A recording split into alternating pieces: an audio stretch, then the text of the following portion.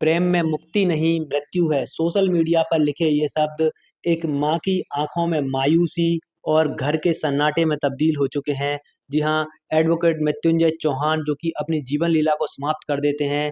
सबसे बड़ी बात है कि 30 दिसंबर को उनकी शादी होने वाली थी। अपनी आंखों में शादी के सपने सजे हुए हुए थे, लेकिन ऐसा क्या हुआ कि मृत्युंजय को इतना बड़ा कदम उठाना पड़ा। हालांकि अभी तो पुलिस इसकी जांच पड़ताल कर रही है। यह पूरी ही घटना ग्वालियर के गोले के मंदिर थाना क्षेत्र में आदर्शपुरम कॉलोनी में हुई, जहां पर मृत्युंजय चौहान जो कि एडवोकेट के रूप में है, वह रेंट से रहते थे। और जब यह घटना घटित होती है उसके बाद पुलिस पहुंचती है। पुलिस हालांकि घटना की पूरी जांच पड़ताल कर रही है, लेकिन मृत्युंजय की मां ने बताया कि 5 साल से एक एसआई के साथ में उनका प्रेम संबंध था और 30 दिसंबर को उनका विवाह भी होने वाला था। और बीते शुक्रवार को जब वह अपनी प्रेमिका जिनके साथ में उनका शादी फिक्स हो चुकी थी उनसे मुलाकात करने के लिए जाते हैं, लेकिन उस प्रेमिका को वो किसी जो कि एसआई के रूप में थी उसको किसी अन्य कांस्टेबल के साथ पाने पर नाराज हो जाते हैं और यही बात विवाद का रूप धारण कर लेती है।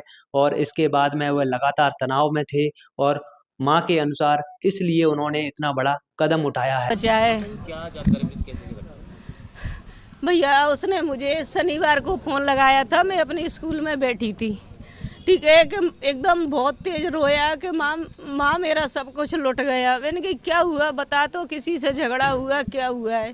तो उसने बताया मैं मुरैना गया था, वैसे मैं हर शनिवार को जाता हूँ, पर उस दिन शुक्रवार को चला गया कि मैं उसको सरप्राइज दूंगा।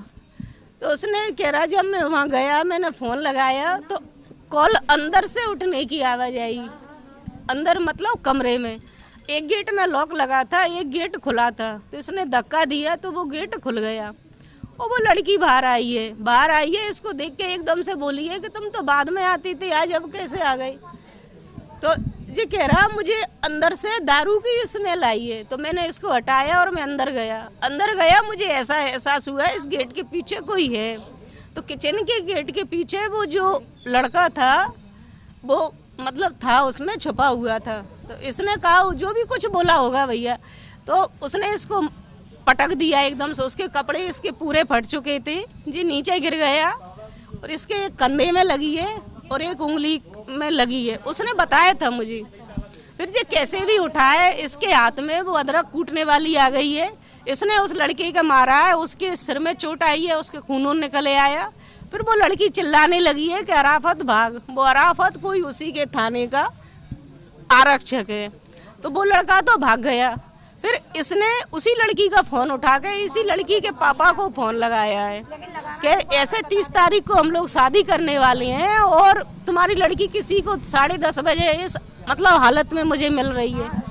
इतनी बात जब ये कर रहा था तो वो लड़की किचन के उधर से कूद के भाग गई है। फिर ये थाने आया है, थाने आके इसने अपनी वीडियो बनाई है, उन लोगों ने इसे वीडियो नहीं बनाने दिया है और इसका आवेदन भी नहीं लिया है। फिर ये अपने ग्वालियर आ गया, इसने मुझे ये बताया है। फिर उसके बाद में इसने उन सबको आईजी वगैरह को जाने किस किस को, कंट्रोल रूम को, एसपी को, सबको मेल किए हैं, व्हाट्सएप पे किया है, सब कुछ किया है इसने। और मुझसे तो कल 10:30 और 10:30 के बीच में बात हुई है, तो बहुत अच्छी तरह से बोला। फिर मैंने कही बेटा मैं नहीं हूँ, तो कह मत आओ माँ। बस उसके बाद मुझसे बात नहीं हुई है बेटा, उसके बाद मुझसे बात नहीं हुई है, उसके बाद बात नहीं। फिलहाल पुलिस घटना की सभी एंगल से जांच कर रही है और जांच के बाद ही यह स्पष्ट रूप से सामने आ पाएगा कि ये घटना क्यों हुई। अभी वजह सामने नहीं आ पाई है, अभी हाल ही घटना है। वो जो भी उनके मिलने वाले हैं परिजन हैं उनसे बात की जाएगी, उसके बाद वजह जो भी आएगी बताई जाएगी। लेकिन यह एक सबक देती है कि हमारे चारों तरफ समाज में जो घटनाएं हो रही हैं उनसे हमें सीख लेने की ज़रूरत है। फिलहाल आपका इस पूरे घटनाक्रम पर क्या कुछ सोचना, अपनी राय आप कमेंट बॉक्स में ज़रूर लिखें और बने रहें हमारे साथ इसी तरह की अपडेट्स के लिए।